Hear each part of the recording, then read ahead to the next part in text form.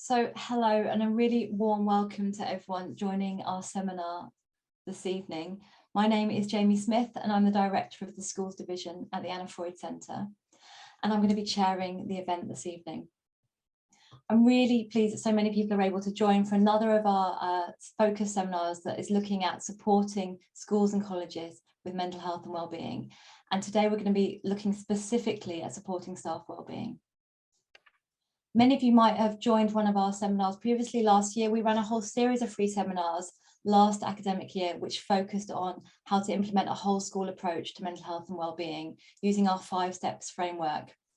For people that might not know about that, our 5 steps framework is an evidence-based framework that we wrote here at the Anna Freud Centre alongside mental health experts and education professionals that gives you a consistent way of implementing a whole school or college approach to mental health and wellbeing and embedding good mental health and wellbeing across your whole community. It's called 5 steps because it has 5 different areas that we think schools and colleges should be focused on: leadership, working with stakeholders, both internally, so parents and carers, and externally. So for example, working with mental health professionals, working with local voluntary sector, thinking about how to measure and monitor wellbeing in your setting, how to promote wellbeing across your whole curriculum, including thinking about pupil voice, and also how to think about supporting staff wellbeing. If you want to go back and look at any of those seminars that we ran last year, they're all on our website. And if you want more information about our whole school approach, our 5 steps framework, you can also find that on our website alongside all of the resources that support that. They're all free to access. So this academic year, we're going to be building on the success of our seminars and running some more across this whole school year. And tonight we're going to be focusing in more detail on supporting staff wellbeing. So just to share the agenda with you, this is our programme for this evening. I'm really delighted that we have 3 really expert speakers on the panel today: Roisin, Pardeep and Nick, all who have a huge amount of experience of working in primary and secondary schools and of really prioritising mental health in their settings. We're going to hear in turn from Roisin, Pardeep and Nick, and at the end of the session, in the last half an hour, we'll have the opportunity to ask any questions. If you have got a question, please do put it into the Q&A chat, the function that you can see on your screen there, and just put it in whenever you think of the question. You don't have to wait until the end. We'll be collating questions throughout the event, and then we'll have that last half an hour to bring the panel back and to ask any questions that we have. Before we get started, just a little bit of housekeeping from me. Just to say to everyone, we will of course be sharing all of the slides with you, with anyone that's attended the event, and we will also be sharing a recording of the whole seminar. It normally takes us about 10 days to get that stuff together, so just bear with us, but within the next 10 days we will email that out to everyone that's attended. If you're using social media, you can see that our Twitter handle is AFNCCF, and please use the hashtag #SchoolsInMind. And if you want to get in touch with us about anything, share any of your thoughts, you can do that using our email address, schoolsinmind@annafreud.org. That goes to our inbox. And again, anything we talk about this evening, you'll be able to access and find on our website. So I'm now really excited to introduce our first speaker, who is Roisin McEvoy. Roisin joined the Anna Freud Centre this year as our new Head of Schools Training and National Programmes. And Roisin brings with her a wealth of experience of working as a teacher and a school leader in London secondary schools for the last 22 years.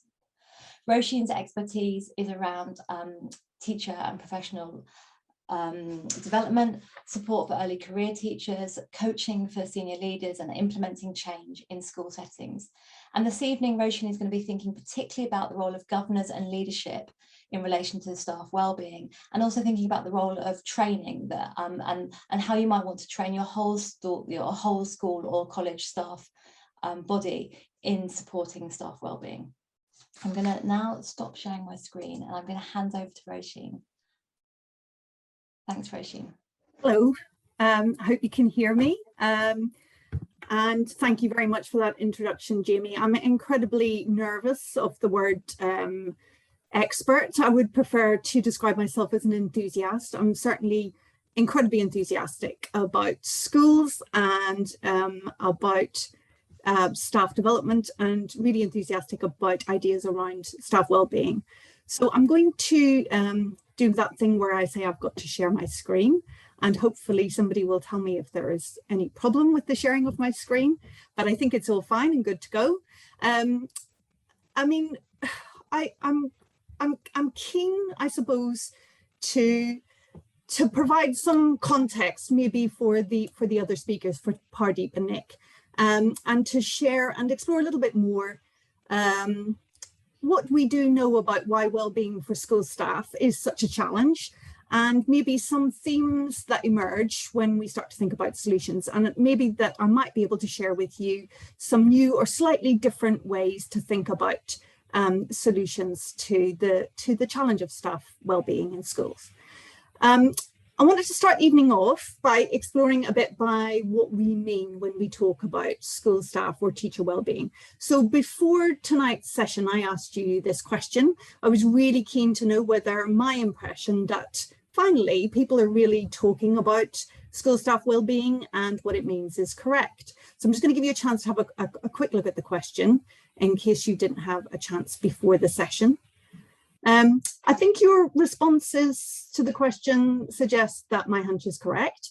So we can see here that 96% of you thought that you do have a good understanding of what we mean by well-being. Now, when I started teaching in the 1990s, that definitely wouldn't have been the case. So you could say that's evidence of progress in itself. But I'm also interested in the 4% of you who said that you didn't fully understand what we mean by staff wellbeing. And I wonder whether, like me, you were thinking, well, I hear a lot of talk about wellbeing, but I'm not really sure that we're always talking about the same thing.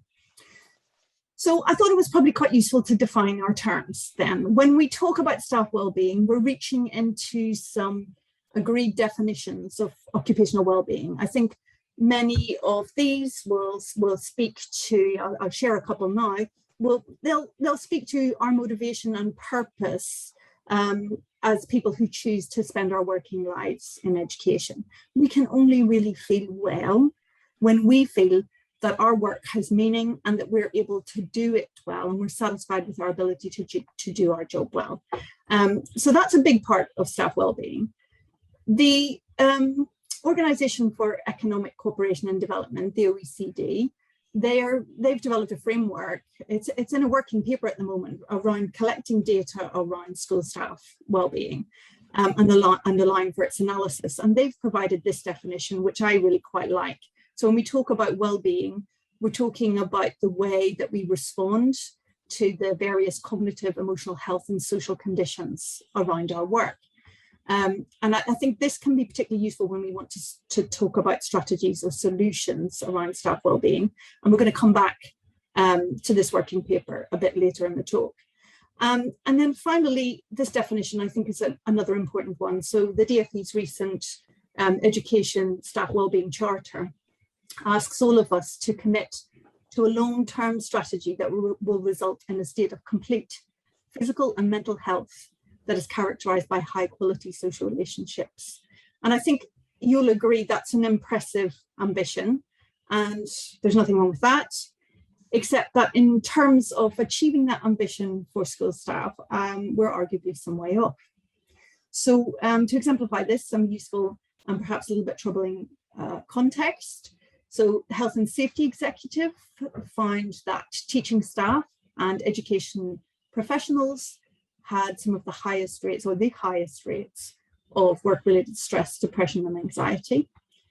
And the DfE's own figures, pre-COVID, found that every year 10% of English teachers decide to leave the profession, so teachers in England, 10% leaving. And more concerning still, this percentage rises much higher for teachers within their first 3 years.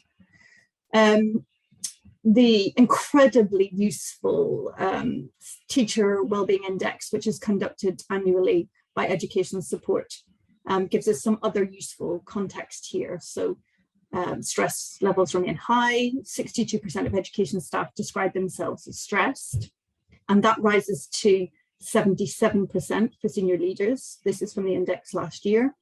And they also noted last year a real increase in symptoms of poor well-being.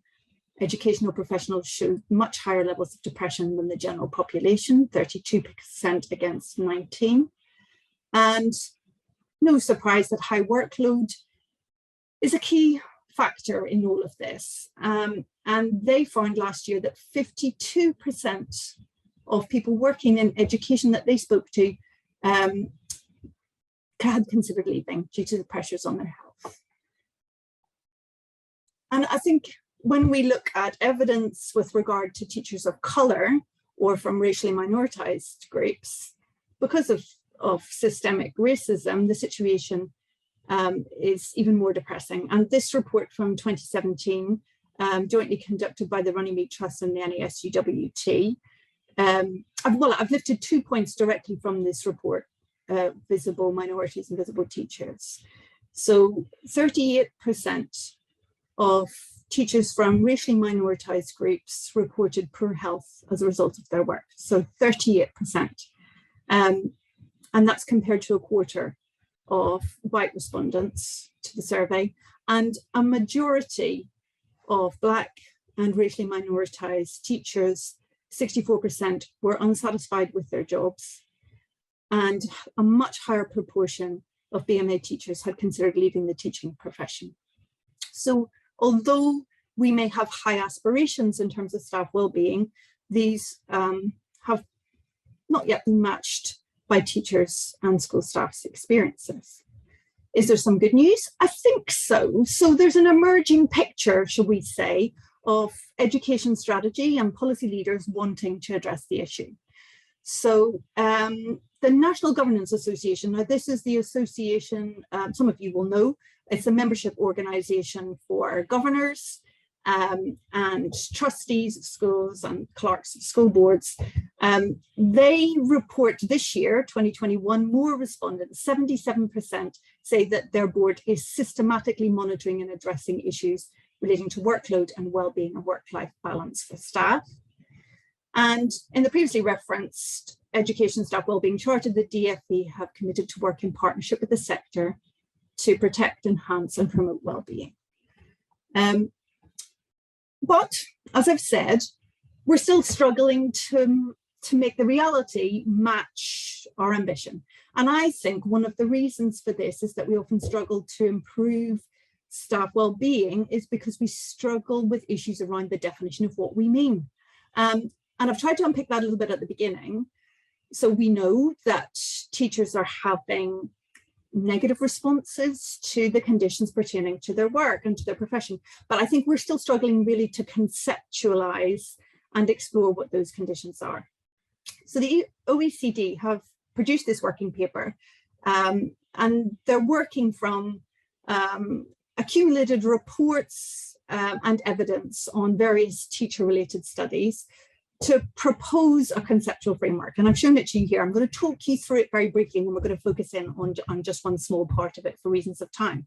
So this framework looks to conceptualize a way of analyzing teachers' occupational well-being and to make some links between that and the quality of teaching and students' experience.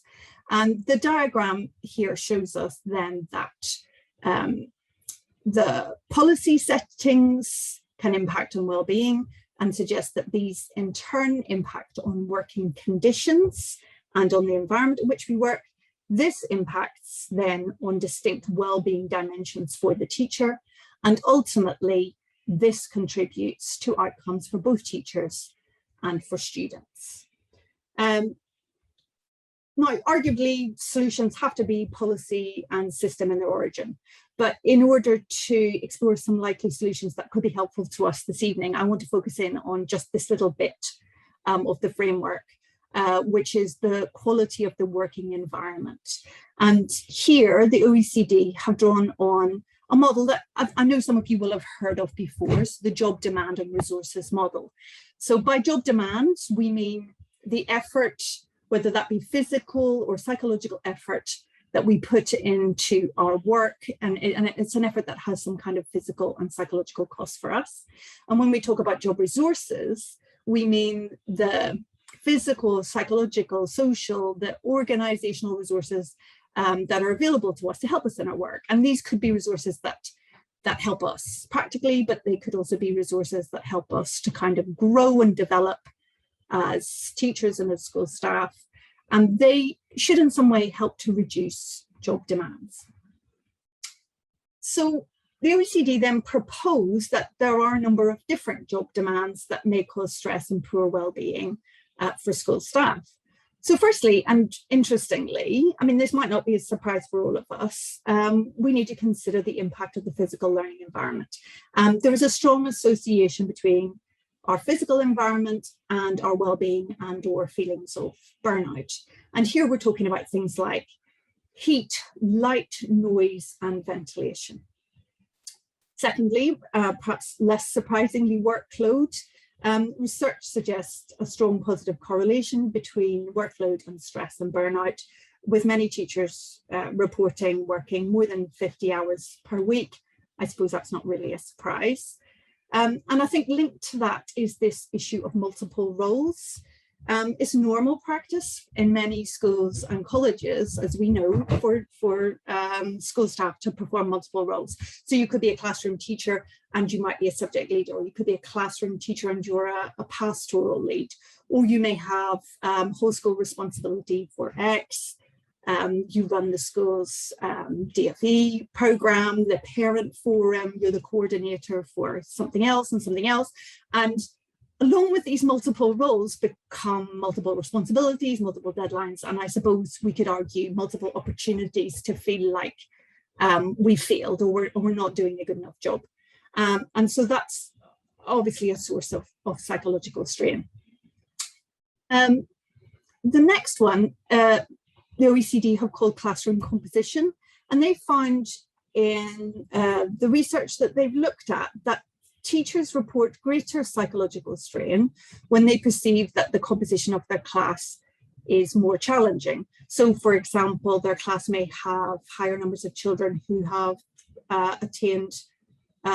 who've been low attainers on previous assessments, or children with learning difficulties, or children, young people from families experiencing material poverty. And it's interesting to note that in the UK, less experienced and or less qualified teachers are often working in schools with larger numbers of children from under-resourced and low-income communities. So that's another area of psychological strain to consider. Also, of course, disciplinary climate that can lead to significant demands. And I guess a strong sense of maybe I'm not very effective as a teacher, like kind of diminished efficacy and therefore poor well-being. And finally, the issue of performance evaluation. Now that can be a considerable source of stress and additional demand in schools. And of particular interest can be things like too many points of evaluation or indeed external evaluations. So these can be some of the areas of challenge. We know what they are. What about thinking about solutions then? Well, again, before the session, I was really keen to tap into what you thought might be the solutions to some of the causes of stress and poor well-being for school staff. And this is what you told us. I mean, we'll have a look in a moment at what the OECD suggests in terms of job resources, but let's have a look at what you thought first.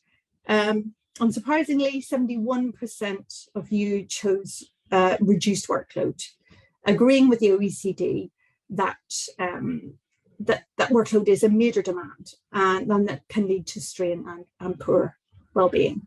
But there are a few other strong winners here in terms of your choices of solution. So we've got 60% of you choosing access to mental health and well-being resources as a solution that you favoured, and 57% choosing the bottom one there, peer or social support. So remember, we said that job resources are what we mean by that, or the kind of physical, the psychological, the social, the organizational aspects of our jobs that help us. So they might help us in lots of different ways, help us to get better at our job and to function well and achieve what we see as being our work goals. And these resources should help to reduce the demands that I've just talked about. Firstly, work autonomy is one that we need to think about, arguably a basic psychological need to feel that I have agency and determination, and there's quite strong evidence that coupled with the appropriate supervisory support, school staff who experience autonomy and who have the opportunity to contribute to decision making feel better. They have better job satisfaction and better well-being. Another important resource is training and professional development. Now, for me, often training is the key. It really matters to our students that we have the opportunity to keep on developing as educators and as teachers, and to continue to develop our skills and our knowledge and expertise, but also matters to us that we feel equipped to do our job well. Naturally, when we feel we're doing our job well, we have a better sense of job satisfaction. Perhaps more surprising is the proposal that school staff appraisal and feedback have a role to play in reducing job demands. Now, many of us may not have, this may not have been our experience. We have maybe not found these to be a job resource. So I suppose we have to imagine an approach to appraisal and feedback that is really clear and that is seen to be fair and supportive. And therefore that will help us cope with the demands of our jobs. And finally, as also identified by many of you in the survey question, social support from those around us at work is really powerful in contributing to us feeling positive about our jobs and our ability to do them well. I wanted to return to training and professional development because it's something that seems incredibly important to me. The training we receive to do our jobs is paramount importance, as we've said, to the children and the young people that we teach. In terms of its contribution to school staff well-being, I thought it might be quite useful to just kind of focus in on the teacher's career. So we begin with initial teacher training of some sort, PGCE, BEd, SCIT training, various different versions of teacher training. And this is a job resource in itself because it helps us to meet job demands. And it can equip us more or less well for the role of being a teacher, depending on its quality and its appropriateness to the job that we're about to do. And then this is hopefully followed by a period of induction and probation, and that includes further opportunities to develop our practice as teachers. Then these early years may well be accompanied by mentoring or coaching, and this resource will also often be extended to us when we take up new roles in schools, such as middle or senior leadership. And then throughout our time as teachers, we will receive school-based inset, often around statutory aspects of our job, for example, like safeguarding or GDPR. And all of these are a resource, and they resource our capability to do our job well. But there may still be many pieces of the puzzle missing. So opportunities to understand our subject better, for example, or to hear about pedagogical innovation, or to respond better to changing demands and roles within our jobs. And unless time and space are made for this ongoing learning, we may feel uncertain, we may feel unconfident, and we may therefore experience stress or feelings of poor well-being. And I'd like to add in here also the idea of reflective or supportive supervision to this jigsaw puzzle of professional development. And by supervision here, I mean a safe, regular time and space for school staff to reflect critically and to discuss and talk about their job and the impact that the work is having on them. And this is not supervision as being part of performance management, but it's about a non-managerial collaborative relationship with a focus on empathy and on shared understanding. And I think it's a term that's probably better understood in a clinical context or social work context, perhaps. But I think it is something really important to offer school staff. And we may have some way to go to build understanding of the purpose and value of supervision in schools. But I think it does have real potential to meet the requirements suggested by you in the survey and by the OECD that for us to achieve well-being, we need to have peer or social support. I'm getting near to the end of what I wanted to talk about, but on this sort of theme of having some way to go, just last week I saw this tweet. I just want you to take a moment to read it.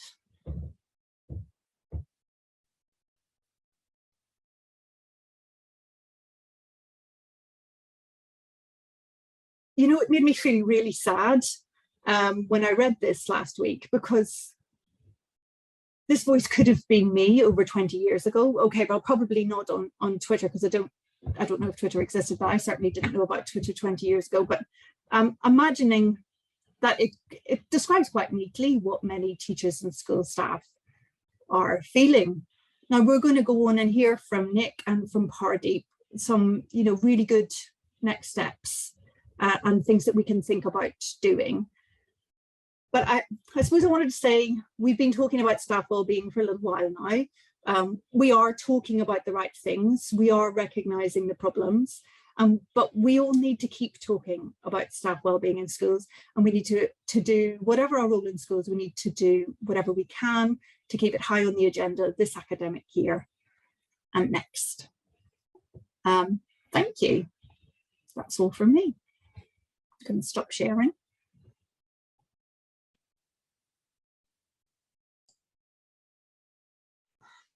Thank you, Roisin. Incredibly interesting. There are questions coming in, but we will save them for the end.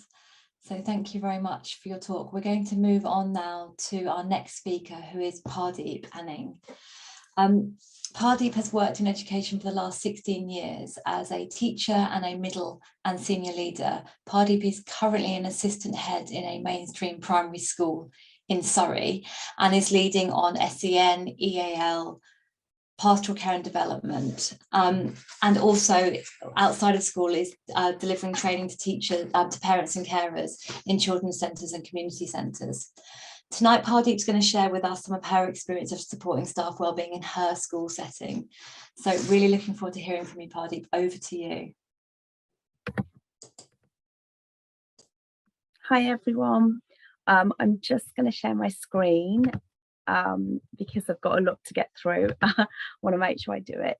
So hopefully you can see that.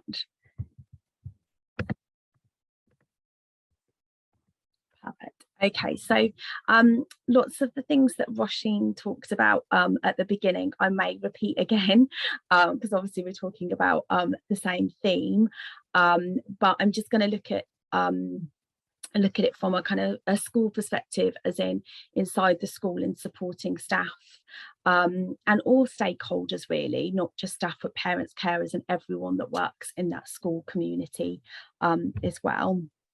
So I'm just gonna minimize that. So I've just put there about the school vision, because it's really important when we're thinking about the school development plan each year to put in the mental health and well-being of all stakeholders within the school.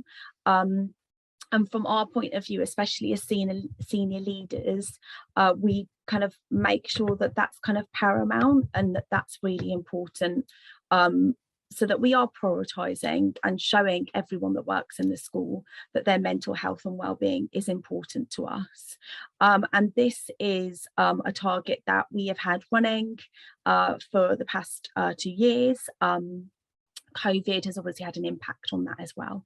And from that target, we obviously then put actions that we're going to put in place. And obviously having it at the forefront is really important, because then we know that we are putting things in place to support that.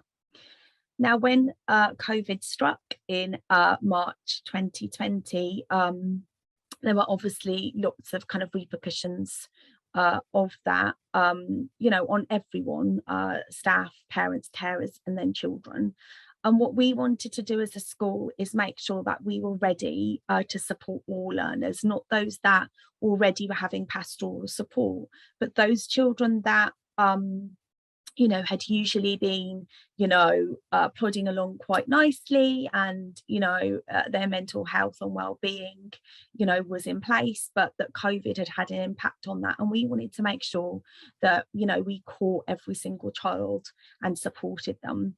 So last September, in September 2020, after the first lockdown, we had a whole day of training from Trauma and Mentally Healthy Informed Schools UK, which was really, really helpful in getting everyone on the same page, understanding trauma, understanding the impact of trauma, and how, you know, our frontal lobes work, and how we can't regulate when we're finding an event traumatic.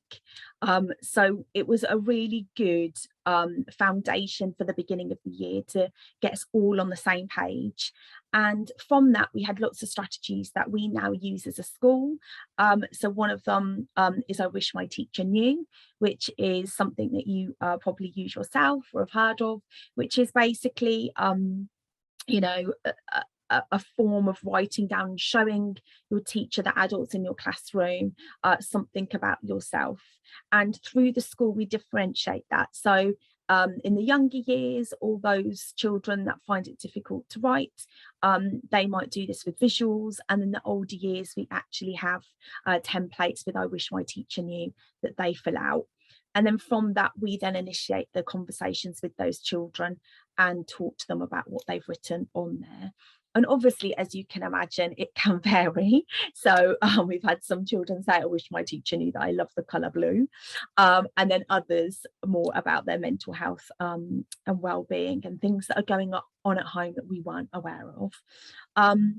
Another thing that we put in place is something called Helping Hand, where children draw around their hand, and then there is a circle time PSHE discussion around trusted adults that they have both at home and at school, and then they write down the names of those adults in each of those digits there. And then what we do as a school is we then obviously they decorate them. We then put them into a Helping Hands folder on the hard drive in the school. So when that child is having a bit of a tough time, we can refer to that helping hand and see the adults or children that they would like to go to have that chat with. So they were kind of some of the key strategies that we took from that. I then shared that training with parents and carers a couple of weeks after that, and I'm going to talk about the importance of sharing training, just as we do for staff with parents, carers in a little bit. So training, Roisin talked about this as well at the very beginning, and the importance of that as well. And just like Roisin said, we make sure that our training is almost kind of two-pronged.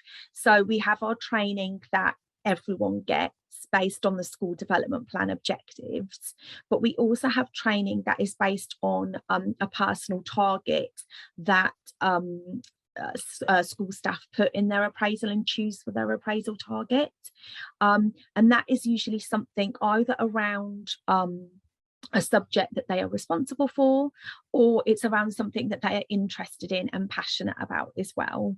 And so we make sure that they get training in both of those different areas, and that's really important to make sure that we are respectfully showing that we support the development of our staff in our school, and that we're listening to their career development as well, and we're also making sure that we're giving them that time to do that, as well as their kind of core teaching and the training that they're doing in school.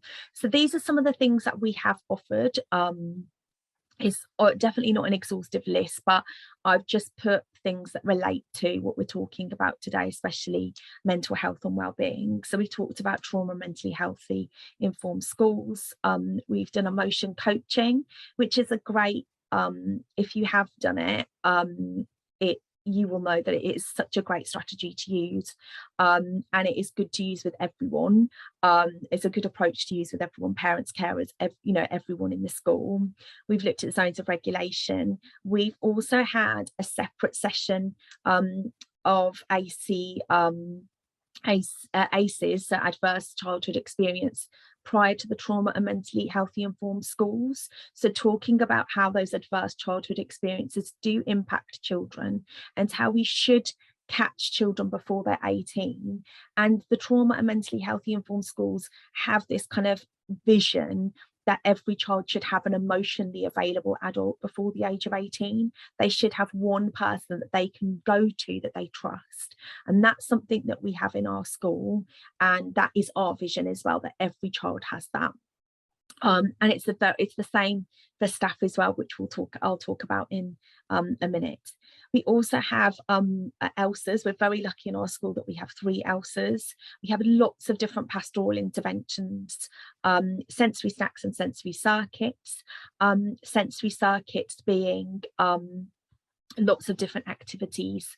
So in a circuit, so trampoline, then you're on a bouncy ball, and then you're kind of on the climbing frame. So that's kind of what I mean. And you do that as a circuit to help with movement breaks. And like I've just put here, training that we deliver to staff, we always deliver that to parents, carers. There are going to be some that are not applicable, but we do try to mirror all the training that we do. Now, that does take up a lot of our time, but how we see it is if parents, carers are on board with us and are supporting their children, then that is in turn reducing the stresses on the school as well, because we're working together to do that. We're also using that shared language as well. So even though there is that time consumption with doing training both in school and for parents, carers, it is us working together for that common goal and supporting children academically and with their pastoral development. And that is something that we talk about a lot as well. I know with Ofsted and figures and data, we can kind of lose, and I know that sounds very cliche because it seems like the hot topic at the moment, but it is really important to make sure that we are putting the mental health and well-being of our staff and our children first, because without them being ready to learn, we're not going to get them to be engaged in their learning or focus and concentrating. So for us, we always say that it's of equal importance, but we have to make sure that they're ready to learn first. And that's a kind of shared vision throughout our school and our school community, involving governors and parents, carers as well.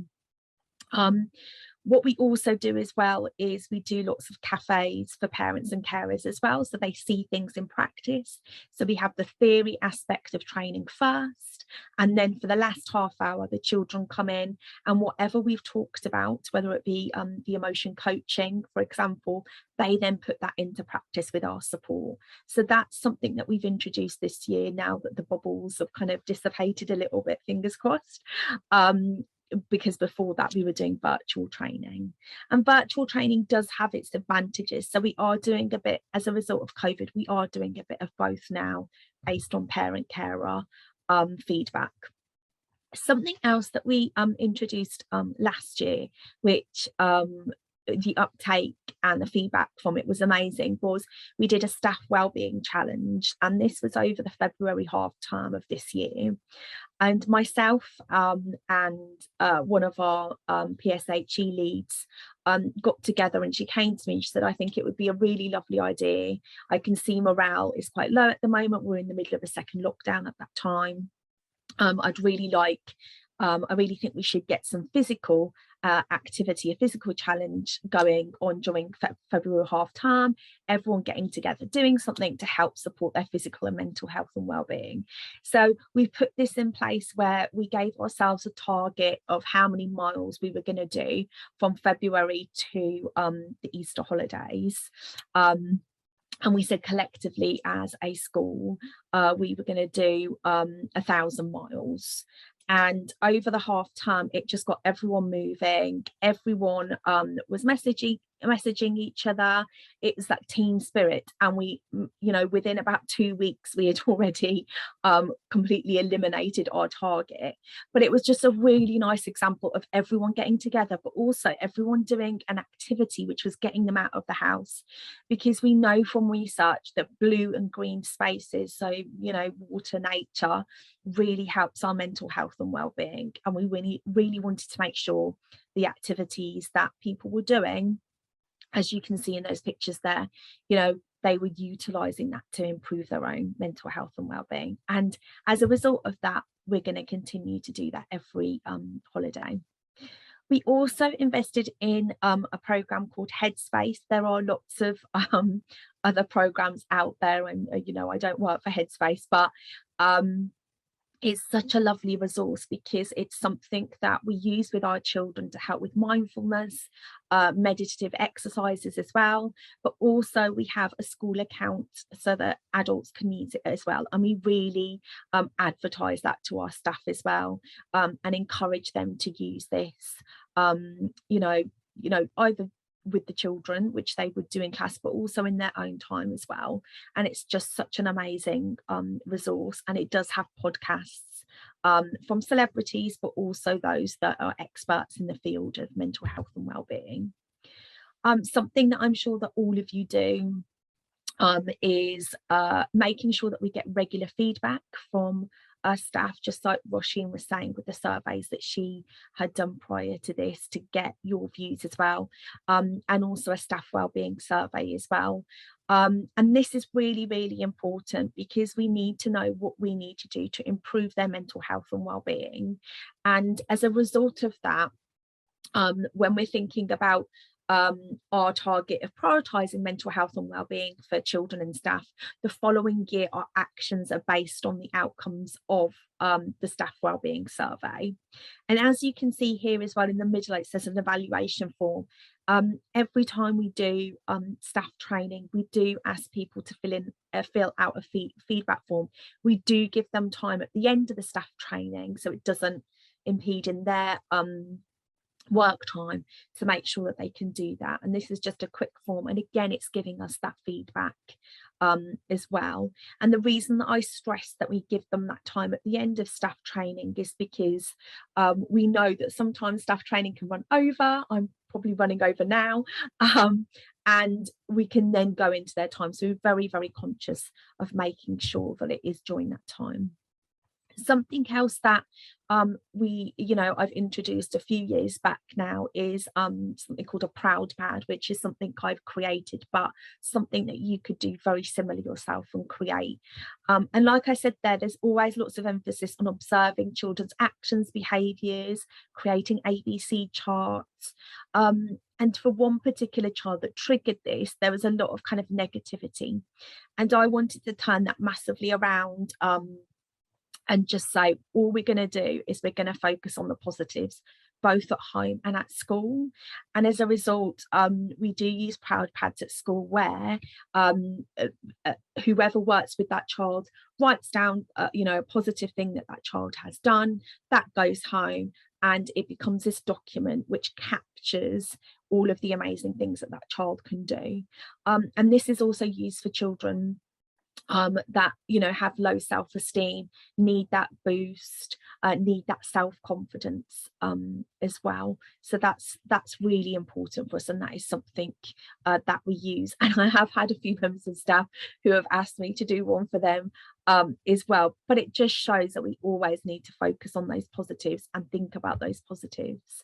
COVID, home learning, and adapting that home learning was really important. It was a stressful time for everyone, so everyone coming together to make sure that they were helping with packs. So as the inclusion leader, I would make the adapted packs just as children would get differentiated work in class. We made sure that was done for home as well. There was regular welfare checks for parents and carers as well, but also regular welfare checks for staff as well. So we would make sure that each member of SLT was checking in with certain staff members during that time. And that was really, really important for us to make sure that we weren't leaving anyone, that we were checking in, we were making making sure that they were okay. We also had really clear risk assessments in place as well for those kind of different variations of bubble closure. In terms of external professionals, we work really closely with them, and the reason that I've put this here is because that is really important for staff wellbeing, because getting the support from other professionals, especially when, like Roisin was saying about the classroom composition and that being quite tricky, getting that support from other people, whether it be CAMS, whether it be SALT, OT, physio, all those people that I've listed there, and getting their viewpoints, getting their strategies, getting them to team teach really helps reduce the stress of our teachers. And that doesn't necessarily have to be external professionals. SLT will do that as well as subject leaders will go in and team teach and help out and share those strategies. So that is really important. We also do something called a Wellbeing Week, which our school business manager is never very happy about, but we set aside a pot of money where in the summertime we celebrate and champion mental health and well-being. And what we do is we have a wellbeing room that is dedicated to lots of things like mindfulness exercises, activities, plants. So we're talking about that blue and green spaces and access to that again. We also book a therapist in who does lots of things, you know, like foot massages, back massages, all of that, and staff book in 20-minute session. We have wellbeing wake up shake ups every day, an after school activity every day, and free lunch every day, and this is for a week. And that's not to say that we are only focusing on mental health and well-being for a week. We do it obviously throughout the year, but it's just dedicating it, and everyone absolutely looks forward to it. It is just so positive that week. Something else that you might have in your settings that we're introducing this year is a sensory garden. Again, it's just those blue and green spaces that we've talked about, but this is going to be something that both the children and the adults can access during the school day. So lots of different textures, lots of different smells, lots of different areas for them to go to as well. So that's really, really important. And because of COVID, even though our bubbles are no more in our school anyway, we still are very mindful about how many people are in each room. So making sure people have another area to go to is super important, and that is something that came out of the survey. Another thing, I know I'm talking super quickly, I apologize, but I know I'm going over. Another thing is first aid for mental health, which is something that I am absolutely an advocate for, and I think that every setting, and I know hopefully we're working towards that, has a mental health first aider, just as we would for a physical first aider. So I'm the mental health first aider in our school, and I trained a year and a bit ago. And the kind of premise of mental health first aid is that you're creating this culture where it's okay to not be okay, and for staff to point out, not in a way that makes anyone feel bad, but to say, can you just check in on so and so, I don't think they're doing well, and creating that culture of developing positive mental health and well-being, and communicating that as well is super important. As well as that, in our school we also have the employment assistance program, and we have that clearly, we've clearly communicated that, and that is clearly in the staff room as well for people to access. It offers advice, support, counselling, and we do have a few of our staff that are part of that program as well. Again, something that Roisin focused on about you know, the contributions of staff. We do make sure that we're having focus groups, especially for new initiatives that we're running, just to make sure that people in staff feel like their voice is being heard, and that really helps with staff morale. Another thing that we've introduced is surgeries. And what I mean by that is an inclusion surgery, which I run myself on a Thursday afternoon. And we also have a speech and language surgery that our school commission speech and language therapist does. And the reason that we do that is that that's not to say that we're not people can't see us during the week, but as you know, all of our schedules are super busy, but it just means that we have that dedicated time each week if we haven't been able to see people for a number of reasons, that we have allocated for people to come sign up if they haven't been able to see us. And again, that's really successful. I've got 2 slides left, Emma. I'll be super quick. Communication. I just wanted to do a slide on this. I know, being a teacher, being a middle leader, being a senior leader, that communication is super important. And it is usually the big bugbear and the thing that causes probably the most stress when people don't know what's going on. So for us, we have daily briefings, and we do that in the form of an email, so just quick things that are happening, people who are out.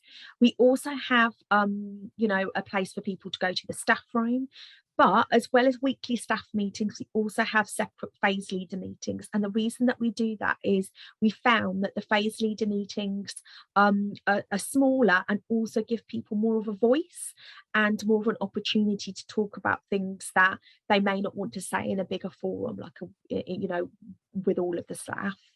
We also think about CPD. I talked about training. We talk about I talked about appraisals earlier as well. So making sure that the appraisal is kind of focusing on whole school objectives, but also focusing on their own professional development as well in an area that they want to focus on. We also make sure that the resources that we get from CAMS and other professionals, that we share them with our staff as well, so that they can use them for their own mental health and well-being. And we make sure that our environment, as much as it can be, is low threat and high challenge. So Mary Myatt is an amazing author, so many amazing books out there. It's actually comes from a book of hers, where it's about creating that culture where you want the best for everyone in your school community, but you're doing that with the lowest form of threat possible. So making it inclusive, making it warm, making it nurturing. And my last slide is supporting parents, carers at home as well. So we talked about making sure that whatever we're delivering to staff, that we're delivering to parents, because that is going to ultimately reduce the stress, because everyone's working collectively together.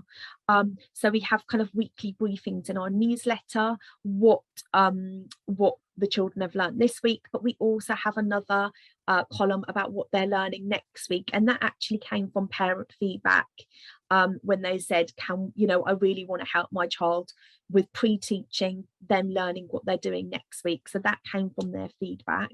I've also shared visual timetables with them, mirroring strategies. So if a child has a particular someone that they're working with, a professional speech and language therapist, whoever that might be, we make sure that they've got the resources to do that at home.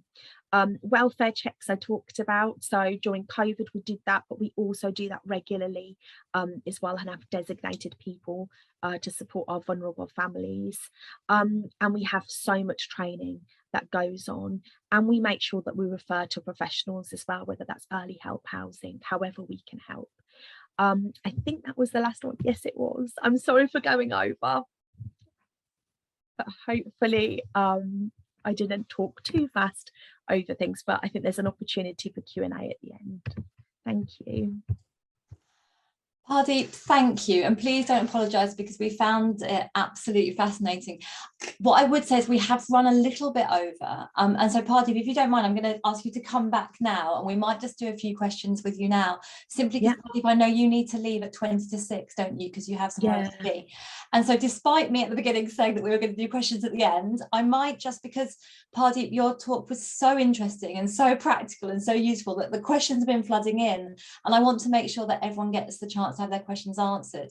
So if people don't mind, I'm just going to go a bit rogue, and Pardeep, we'll do some questions with you now, and then we'll come back to the final speaker. Does that sound okay with you, Pardeep? Yeah, absolutely. Super. So a couple of quick things. So first of all, to say we've had a number of questions about the slides. Yes, absolutely, the slides will be shared with you. Everyone will be able to access these slides, so don't worry, because Pardeep, your slides were so useful. A couple of quick questions, Pardeep, and an easy one to start with. Can you just explain to people that might not know what an ELSA is? So it's an emotional literacy support assistant. So some, you know, an adult is trained over a period of time. I think it's 18 months. And then they get ongoing training after that as well. But they support children with those pastoral needs. It is structured, but it's also not. And what I mean by that is it is very much an intervention where you're talking to the child, but you can be doing something at the same time. So like making a worry doll or making anything. So it's less structured than an intervention like drawing and talking therapy or sound therapy. But it is something that our children and our parents and carers always ask for. So that's why we have 3. It's very rare to have 3, but it's just because of the need in our school. Thanks, Pardeep. Also some questions around the Proud Pad. I've not heard of that. It sounds completely brilliant. I also love that some of your staff would like to be involved in that. Can you just explain a little bit about how it works? Is it an app? Is it actually a physical pad? How do we make sure that all staff can contribute to it? How do you get it to school and back? Just a bit more explanation so people can think about how they would put that in their school. Yeah, so the Proud Pad is something that that I made, which is basically, it is a physical book, and what you have in it is what's gone well at what has gone well at school, what has gone well at home, and then what we do in as is we also take photographs of the week as well. So so it's a double page spread. So on the other side, the right hand side, we also have pictures from the week as well. And what we do is if a child is feeling quite down, if they're being quite negative about themselves, it's a really good book to go to and say, look, you know, you are not X, Y, and Z because so and so said this. And what we ultimately want to do, which some of our children that have been having it for a long time are starting to do now, is for the children to write in it and say, this is what I'm proud of. So at the very beginning, it is very much the adults that work with the children. They do it initially, but we work towards that model of the children recognizing and celebrating those achievements themselves. And I'm sure if people on here are from the education sector, in EHCPs, a very common target that comes up is, you know, Joe blogs to celebrate their achievements, to recognise their successes, and that's why the Proud Pad was born. It was born out of that as well. But I am designing an app as well, hopefully, fingers crossed, which will make it more interactive for people to then, like you said, Jamie, to be able to do it anywhere rather than having to kind of carry this physical book around and give it to the next teacher. So yeah, but I would say make it however you want, as long as you're celebrating those positives. Yeah, it's a brilliant idea, thank you. Quite a few questions, Pardeep, around cost. Obviously school budgets are really tight, so just be interesting to think about how are you funding some of this work? For example, how are you funding the training for parents and carers? How is that work being funded? How are you making sure that you've got the budget to do all of this fantastic wellbeing work in your setting? Yeah, so I do most of the training for parents and carers, and so I just allocate part of my time to do that, to be honest. So it is coming out of my, you know, salary, as it were. But like I said, the kind of the time in prepping and doing it, you know, delivering it obviously is quite large, but the benefits from it is, you know, even bigger. And the fact that we're, you know, parents are starting to use the same language that we're using, and are using the same strategies, and we're seeing those results at home. For us, it's a no-brainer, and we would always kind of put that effort in to make sure that we are, you know, this isn't something, you know, this isn't new in terms of mirroring those strategies, but I think without the training, it's really difficult to do that for a parent, isn't it? Because it's like, how do I know? And actually, COVID has been great for that, because I've been able to, just like we're doing now, I've been able to do it virtually, which means that I've just had more access, which means that I've been able to have more uptake, because those that can't attend, I then convert that to a YouTube clip, and then they watch it when they want to in their own time. So actually it's worked out a little bit better than if it was face to face. So we try and do a mixture of both. Jamie, we try and do a mixture of face to face when we're doing the cafes and the practical work, and then like we're doing now, virtual, so we can capture as many parents, carers as possible. Thank you. And just a quick follow-up to that. Someone had asked, do you find it hard to initially engage the parents and carers, particularly on challenging topics, for example, ACEs, early trauma? How are you experiencing the parents and carers? How do they find that? I would have said the same as well, but actually no, everyone was so interested and fascinated in it. And the parents and carers kind of, you know, they welcomed it. And I think there's always going to be some parents, carers that, you know, for their own personal reasons might find it challenging.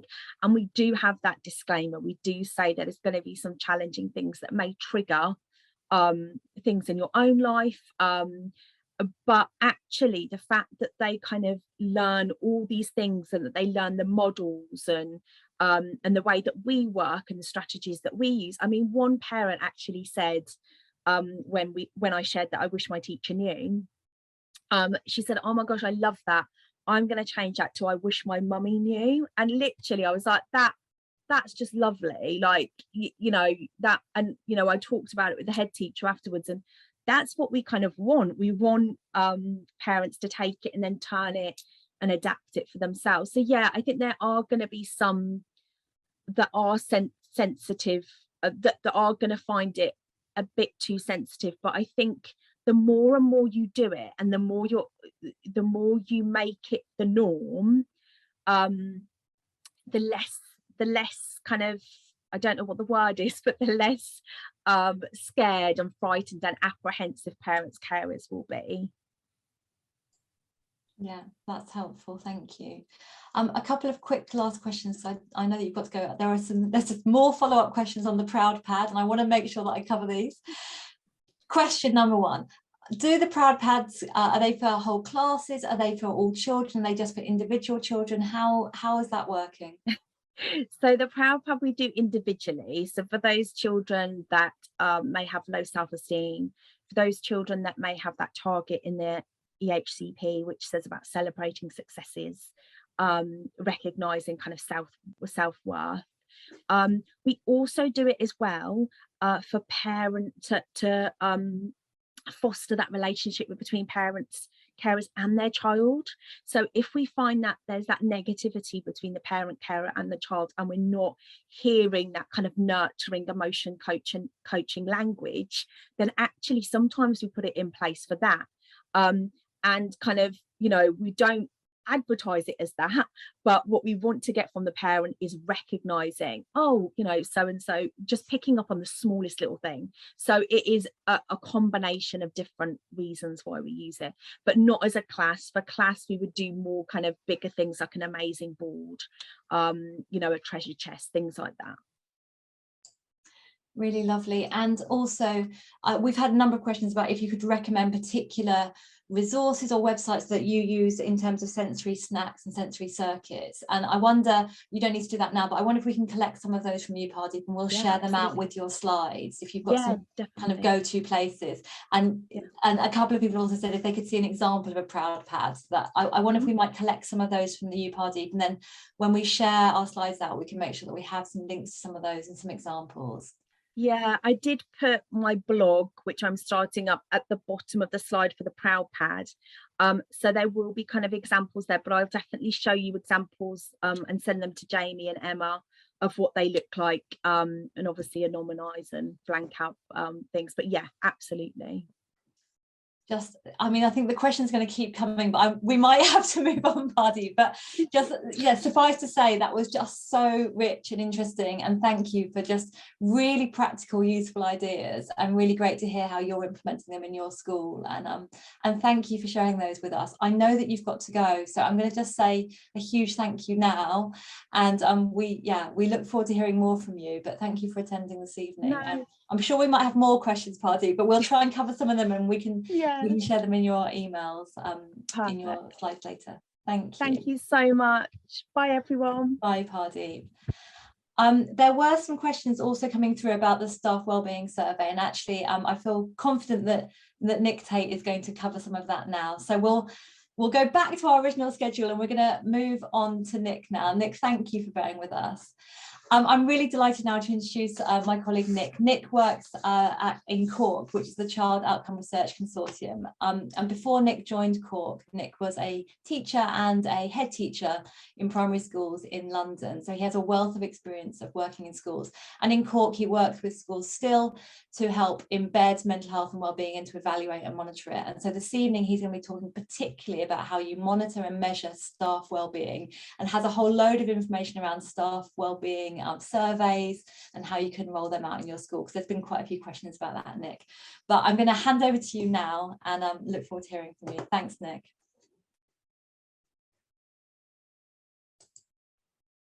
Hi everyone.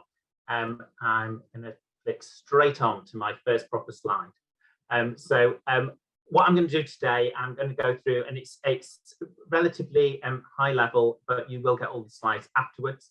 I'm going to talk about why you might want to use a staff wellbeing survey, and think about some of the benefits of using a kind of established survey, and one that's been developed and tried and tested, including what kind of questions you might want to ask. And within that, I'll talk about using validated questionnaires. I'll explain a little bit more about that when I come to that, as a way of measuring the mental well-being of the staff within your school. I'll then move on to thinking about how you might want to use your results. And then the final bit is just some practicalities about planning your survey that really is building on learning that we have from the work that we've done with many, many schools over the years. So in terms of today, this is the resource that I'll be basing my presentation around. It's the orange one is a free resource. It's a staff survey that was developed by the team I work in and the Anna Freud Centre, but also very much in consultation with school staff. So talking to lots of school staff in lots of different settings to understand what is the most important thing to include in the staff survey to measure staff well-being.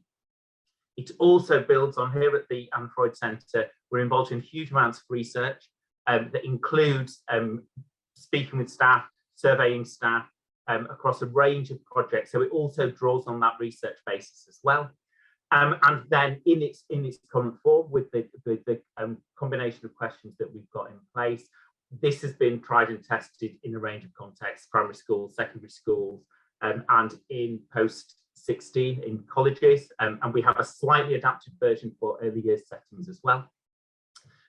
The survey that I'll be showing you some screenshots from today is free. It's PDF. You can download it. The link is on my slides. It's easy to find on our website too. We do have a service offer, which there is a charge for, which to cover our costs, if you wanted us to operate the survey for you electronically and provide you with those reports. The links are there if you want it. Okay, so the fundamental question, and I think actually Pardeep answered it a little bit. So why would you want to use a staff survey? And I think, you know, the sentence says it there. If you want to know how someone's feeling, ask them. That is the most basic way that we operate on a day-to-day basis. We ask people how they are. But what we know is in large schools, that isn't always easy to ask everybody how they're feeling. And sometimes people don't feel that comfortable asking that as a direct question. So a survey is a really useful way of gathering that information. And by using a standardized survey, there's important things that we can take from that. It's consistent. If I was to ask somebody how they were, and then Jaime was to ask somebody how they were, and Roisin was to ask somebody how they were, we might ask that in a slightly different way, and that might mean that we get a slightly different response. So having those standardized questions across surveys means that there can be some consistency in how that's understood. We also, if you use an anonymous survey, staff might feel more able to respond honestly. Sometimes if staff are struggling with their well-being, we know it can be quite hard to speak up. There are questions in our survey that ask about that. So having that anonymous space to say, actually, do you know what, things aren't as great in this school as perhaps they could be. And people feeling comfortable to say, actually, this is really hard, can be really, really important. Additionally, and this is, starting to think about some of the things Roisin was talking about, having your own statistics about how things are going. By repeating that regularly, you can start to build up your own statistics about how things are in your school, whether things are getting better, whether things are getting worse. And then also, if you use the same survey as other settings use, then you can make those comparisons, and you know that you're comparing like with like cross settings. So that could be you cluster with some schools. If we do your analysis for them, we compare with other schools that have done the survey too. But also you can do your internal comparisons, that actually you could be comparing your senior leaders with your teaching assistants, or whoever you wanted to make those comparisons between, to understand a bit more about what the data is saying. So part of the development of our questionnaire is we actually asked many teachers, school, college staff, what should be included. And these were the main things that came through across that. Obviously, how they are feeling, their own mental health, their own well-being, many of the things that we've talked about already today. But also beyond saying, okay, how are you feeling, to really understand and be able to act on that, asking more about what's actually driving that, what's driving the good mental health, what's driving poor mental health. Thinking about what might be the causes of stress, the causes of worry, and how fulfilled people feel in their job. We think back to some of the concepts that Roisin was talking about in her presentation, asking questions that can unpick what's actually going on that is leading to the current situation around staff wellbeing. Linked to that, how supported staff feel. And also what we know from talking to staff is that actually feeling equipped to support children and young people's mental health and well-being is something that's actually really important to staff well-being. So that if staff feel they can support the children that they're working with, the young people that they're working with, that has a positive impact on their well-being. They will feel better about the job that they're doing. They'll have better job satisfaction. So we've included questions about that. And then again, linking back to the things that both Pardeep and Roisin have talked about, any additional support that they may need for their mental health and well-being. So what we would recommend in terms of actually measuring mental well-being is there are established tools that have been tested, they're used in research, they're used in mental health settings, that actually enable you as effectively as anything to measure the actual mental health and well-being of a person. And the advantage of using these kind of questions that have been tried and tested is they're valid, which by valid we mean they're actually measuring what you want to measure, they're not biased. It feels like it could be quite easy to think up a question that says, how are you feeling? But actually what we know is if you don't choose the words really carefully, it's very easy to skew the answers.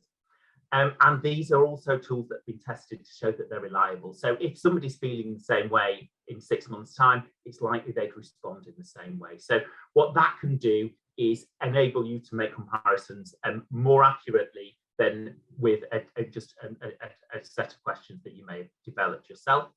There's a link there to where you can find out more information about that. So within our questionnaire, we use 2 validated measures.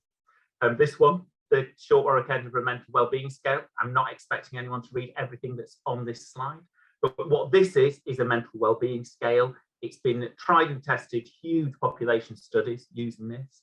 And what you can do with this tool is all of the teachers can fill in their responses, multiple choices you can see, and then they get a score, and that tells you whether their well-being is moderate, high, or low. So you can really see how their well-being is, and there are norms, national norms. So there are big studies across the population that mean that you can see how your staff compare to people all around the UK. The other one that we incorporate into ours is the perceived stress scale. This is used internationally. And again, it provides a score of how an adult is feeling about their life and the stress within their life. And we know that the important thing about stress is how it feels to you, the individual. So different things can cause different stresses to different people, but what's important is how that feels to you. And the questions that are in there ask the type of things that you might be feeling, and you can see some of the examples there. And it very much focuses on how things have been going in the last month or so. So it's not looking back over a long period of time, but does reflect kind of general feeling. It's not how I'm feeling today. So if you are going to use those validated questionnaires, which we would recommend, it's really important that you do actually include all of the questions within it. Keep the wording the same, keep the questions the same, the question order the same, because they've been tested in that particular way. And if you do that, what you'll then be able to do is score them. All the instructions for scoring are in the booklet, and then see actually how is the well-being and the perceived stress of staff within your school. So that's one important part of the questionnaire. But also all of the things that I mentioned before that sit behind it. So what's driving good and poor mental health? So these are the kind of things that we know have an impact on that. So you can see some of the questions that are in there, but what we're trying to unpick here with the range of questions that are included in our survey is things around culture. And I think we talked earlier, Pardeep talked earlier about how mental health first aid means it's okay to talk about mental health. Those kind of things are part of the culture and are included in the survey. We would recommend asking about those things, but also thinking back to the importance of relationships that Roisin talked about. Actually, how are those relationships within school? By asking about these things, we can start to build up some data to understand actually how things are within the school. And then we can use those responses to think, actually, this might be an area where we need to develop, we need to change.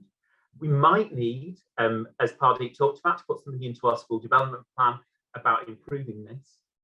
And the advantage of having used a standardized questionnaire is you can then go and revisit it and use that as a way of measuring the impact of the changes that you make. So it's a really strong way of monitoring the impact of your action plan. Again, moving on to support, those support networks being really, really important. We think it's important to know that not only whether staff feel supported, but where they're going for support. Are they able to find that support within school, or are the majority of staff having to go elsewhere to find that support? Or are the people who actually, if they were feeling concerned about their mental well-being, if they were stressed, they were unhappy, they might actually not speak to anybody, because that's obviously hugely important. So thinking about how that could be used to inform signposting for staff, and whether there was perhaps a need for a more structured approach to supporting staff wellbeing, like Pardeep described in her school. Then moving on to how staff feel equipped to support children and young people with their mental health. So as I said, staff told us that this is something that's really important to their wellbeing. So linking back to what Roisin was talking about earlier and the importance of professional development, asking how knowledgeable staff feel about mental health, and how confident they would feel to have a conversation with a young person about how they were feeling about their well-being, whether they feel able to talk to a parent of a child about their child's mental health or well-being. All of these kind of things we know can have an impact on how a member of staff feels. So asking these kind of questions can be really helpful in planning what professional development's needed and how that could help staff to feel better supported to support others. And then the final main section is actually what additional support is going to be useful. So, what would help? These are exactly the kind of things that Roisin asked you prior to coming to this session, things like peer support, reductions in workload.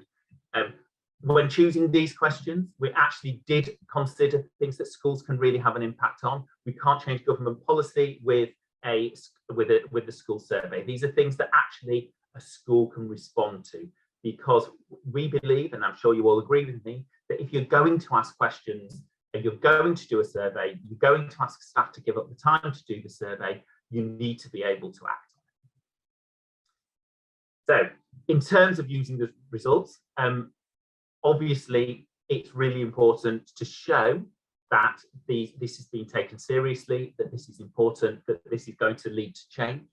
So reflecting on what's going well, and making sure that that continues. It's very easy to, when we're looking at questionnaire data to see what's not going so well, actually look at what is going well and make sure that keeps going, thinking about changes that might need to happen to improve staff wellbeing and what steps need to happen to achieve it.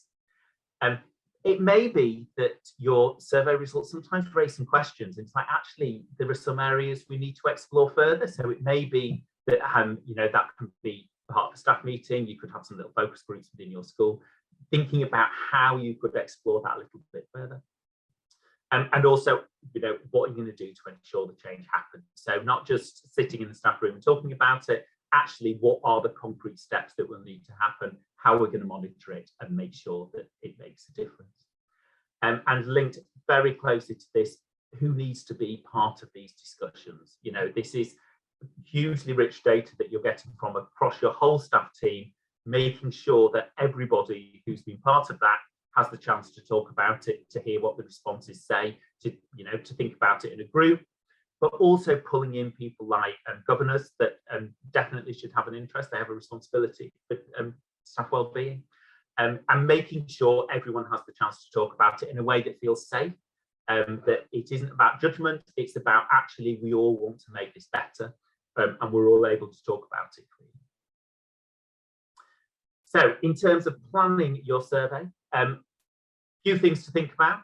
I am definitely going to rattle through these quite quickly. Timing is incredibly important. We know within the school year, there are times of year when things are much more difficult for staff. They're busy. There are particular additional pressures. But the week before Christmas, I was under big pressure when I was in school. I won't be doing a staff survey then. So think about the rhythm of your school year in terms of the timing.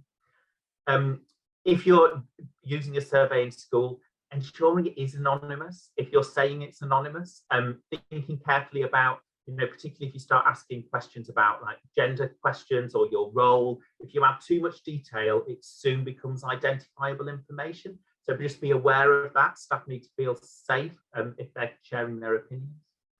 And your communication being really, really important, getting that messaging right to staff to say not only why you're doing this, but where the data is going to go, what plans are in place to be able to respond to it. So making sure those messages are clear. Also in terms of timing, providing time to complete. Teachers, when I started teaching, someone told me you started a to-do list on your first day and you never got to the bottom of it.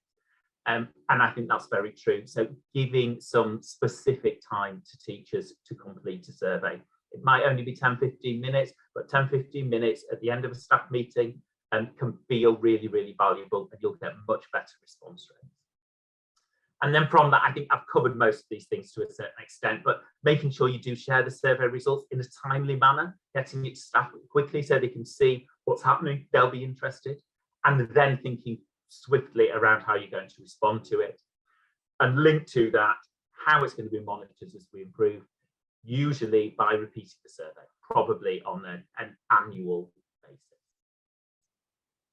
That was the whistle-stop tour of staff and wellbeing. So I'm going to hand back to Jaime. Nick, thank you. It was whistle-stop, but it was also really informative and really helpful. Thank you. Roisin, I wonder if you might be able to come back. We have got a little bit of time. Nick, you can't go anywhere. Put your camera back on. We've got a little bit of time for some questions before we need to close. Nick, I'm going to start with just a couple, just simply because I think they're quite practical, simple ones. Yeah. Just remind people again, you're advising that maybe this is done annually, and just to give just remind people again of exactly the practical element of how are people going to actually do this in their setting. Yeah, I mean, we would say do it annually. There is, I was talking to a school today that have actually taken sections from it that they do a little more regularly. So if there's something you're particularly tracking, just doing a short kind of check-in survey of half a dozen questions each term is what they're doing. But we would say do it annually, gives you a really good picture, you know, at a time of year that enables you to plan going forward in terms of, you know, when you're looking at your school development plan is always a good time to do it. It sends quite a strong message doing the survey that this is something that's a priority and that you're going to act on it. So there's the timing issue. The other thing you asked about the actual practicalities of doing it. We provide it as a PDF. you could do that on, if you want to do that on some internal system you have or on SurveyMonkey, that's absolutely fine.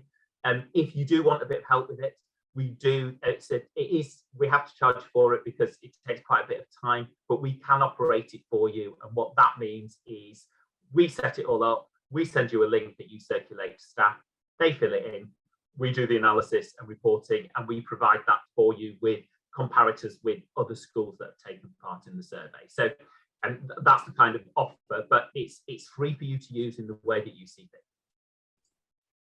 Enormously helpful, Nick, thank you. And we'll send out some links for people that want to find out more about that and how to access the resources when we send out the slides. Roisin, I've got a couple of questions for you in the 5 minutes that we have.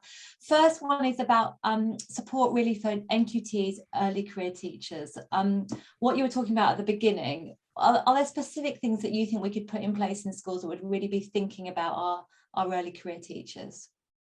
Yeah, I mean, I wonder if that question comes from an NQT or an early career teacher, and if so, I suppose the first thing to say is, well done. Thank you so much for joining this. It is an amazing profession, and the one thing I would assure you is it does get better, and what you're doing is very tough. It's not because you're doing it wrong, it's because it's extremely tough, and the beginning is the toughest bit. So it will get better would be the first thing I would say. Secondly, and I think I would answer this question, I think there was also a question about support specifically for senior leaders as well. And I think I would answer the question in a very similar way. Yes, we know that there are particular challenges for newly qualified teachers. We know that teachers earlier in their career are more likely to leave teaching. And that's definitely a problem. I don't know that we necessarily know that there are different things that would fix it for that group of teachers. And for me, the sort of the two-pronged thing of training and professional development and supervision and supportive spaces and social support are really the keys here. And I think sometimes what can be missing for newly qualified or early careers teachers is that second part. It's the social support or the peer support. So the non-performance management and non-managerial related support, the opportunity to talk about your job and the impact the job is having on you. So and again, this has a resource implication for schools. I'm not saying that it's easy to do, but schools and colleges needing to try and find a way of resourcing that need, of supporting people in a supervisory, a supportive supervisory or reflective supervisory capacity, really at all stages of our careers. I don't know if that answers the question, partly maybe.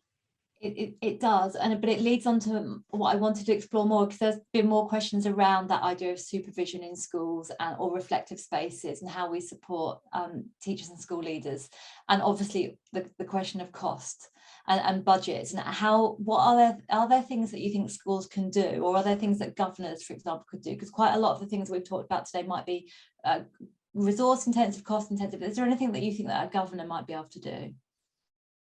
Yes, and I think it's essential, and I think it's fantastic that governors are asking this question, and I think it's essential that governors get involved. I think number one is, as what I hoped was the final message of my talk, which is we need to keep talking about it. So I would say it should be staff well-being and staff workload need to be on the agenda of every meeting. If you're having a meeting and it's not there, if you're not considering the impact on staff well-being of new initiatives, then I think that's a problem. So it's trying to be, very proactive and be on the front foot and say, we want to talk about this. We're not afraid of it. And I think, something like all the things that Nick's been talking about actually asking people and using a survey to ask people in that really methodical way, for me, is such a brilliant place to start for governors and for school leadership, because it's going to allow you to say, we are serious about this and we're serious about hearing from you, even though we know that some of what you might have to say as school staff might be difficult for us to hear. So being ready to have those difficult conversations. And I think what will work in one school might not be the same as what will work somewhere else. And that's why it makes it so important to actually ask the questions of the people who are working in your school. I don't know if Nick wants to say a bit more about that in governors as well. Yeah, I would completely agree, and I think it is, in terms of governors, I know my experience with governors is they want to be able to put it into a context with other schools, because their context is the school where they're a governor. They may have some experience in other schools. So actually being able to say, actually, this is how our staff are feeling. This is actually quite positive compared to other schools. So this is something that's going really well. Actually, this is an area where we need to shift because we don't compare that well with other schools. And you can raise that locally, you know, with your schools down the road. It's up to you how you would do it. But I think that context is more important possibly for governors that are looking at it objectively. And it's also then really powerful in terms of, look, we need some resource. You know, if we need resource to support staff, our staff, you know, need it, you know, actually having some evidence. But the other thing is, and we will come back to this and we will show you how it changes in the same way we're accountable for young people's attainment changing. You know, if we invest in it, we want to see it make a difference. So using that kind of approach, I think, does appeal to governors in terms of, you know, they're used to the data, they're used to statistics. Nick and Roisin, thank you. I'm going to end there because it's 6 o'clock and I'm keen that we stick to our timetable and that people are able to go and have an evening and eat their dinner and things like that. Nick, lots of questions have been coming through about the cost for CORC to do some of these surveys. We're going to put some information in the link, aren't we? Because I know the cost is different for primary and secondary. Yeah. I have one question, Nick, and can you just answer it super quick? Is there a specific survey for early years? We don't currently have a specific survey that we operate for early years if you wanted us to do it. However, I've been working with colleagues within Anna Freud to do an adaptive version for early years settings, which I should know whether it's been published or not. And I actually have to be completely honest to say I don't know. But we'll find out. If it's not, it's on its way. And that's working with the early years team within the centre. So there's an early years team within Anna Freud, beyond the schools team, that particularly work with those who work with youngest children. Thanks, Nick, really helpful. All of this information we will collate and send out when we send the slides. I'm going to close there, but I want to say a huge thank you to our panelists, to Nick and to Roisin and to Pardeep for such interesting and rich conversation. I also want to thank everyone that joined this evening, because it's also a big ask to join after a long day of being at work, to join a seminar for an hour and a half. So thank you very much for being here. As I said, we're going to have a whole range of different seminars running across this academic year. This is our first of the year. We'll have more running in the spring term. And our next survey is going to be looking at racism and its impact on mental health and the role that schools can play to support children and young people experiencing racism in a school setting. So please look out for more information about that. If you want to find out or be part of the list, the contact list, please sign up to Schools in Mind or check out our website. But I just want to say a huge thank you to everyone. When we close the seminar, you'll be redirected to a feedback form. If you could take a couple of minutes to fill it out, I'd be really grateful. It's always great to hear feedback and to hear about what you liked and what you didn't like and what we might do differently next time. So thank you everyone for attending. Thank you to the speakers, and have a wonderful evening, everyone.